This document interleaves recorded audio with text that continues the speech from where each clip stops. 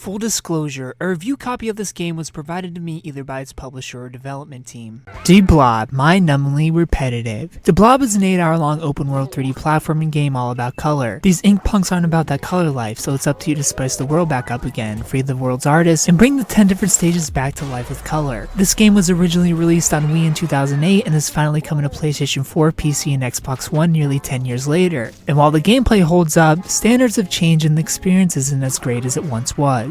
Deblob starts out really clever and charming. You're a clear blob that can take over any color by slamming onto it or rolling over it. And as you would imagine, you can create new colors by mixing different colors. And you can store color up to 100, but what do you do with these colors? You repaint the town. Around the world are different quests, but by the game's end, you'll basically be doing the same few things over and over for 8 hours, and it gets a little old after only a couple. You'll either be painting buildings based off a specific color told, going out to gather a specific amount of color to purify an object, my favorite of the challenges the races, or taking out ink enemies that progressively get more annoying to deal with as the game goes on, as they'll need more color to defeat, you have to match their colors, and they'll start blasting you with ink, which if you don't clean off fast enough will cause you to lose a life, and once all lives are lost it's game over and you have to do the stage all over again, a stage that feels exactly like the previous stages. Completing challenges will give you more time, as you do have a time limit to complete a level, though I never found the time limit to be an issue. But more importantly, you're given color points to unlock the next section of the game, and you rinse and repeat the cycle of painting the town, gathering colors, and fighting enemies over and over until you've unlocked all the sections and have gathered enough points to leave and move on to the next section of the game just to do it again, while the game increasingly annoys you with ink enemies. The idea of the game is a good one, and I was having fun for the first hour or so, but the novelty quickly wears off. Bouncing around as a color blob starts to feel more like a chore than a fun color-filled game with a world to save. There is a free paint mode where you can freely run around levels you completed, there's a mode where you can play with up to 4 other players, and there are additional challenges to be unlocked for each of the stages to extend this game's playtime long beyond 8 hours. But with such a lack of variety in the gameplay, the only variety really existing in this game's enemies, I don't see why anyone would want to do such a thing. It's a fun game at first, it's a cute game, but it gets old fast.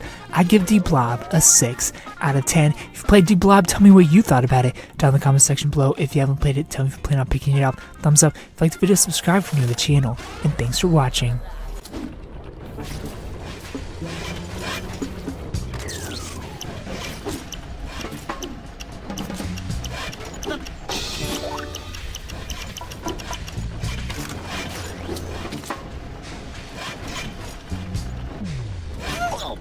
If you like this video, please consider supporting me on Patreon so that I can continue to bring you reviews for all the newest games at patreon.com/superkengaming. You'll get access to early audio and video versions of reviews, exclusive Let's Play videos, and you'll even get to choose the game I play next. Thanks for watching, and of course, stay beautiful.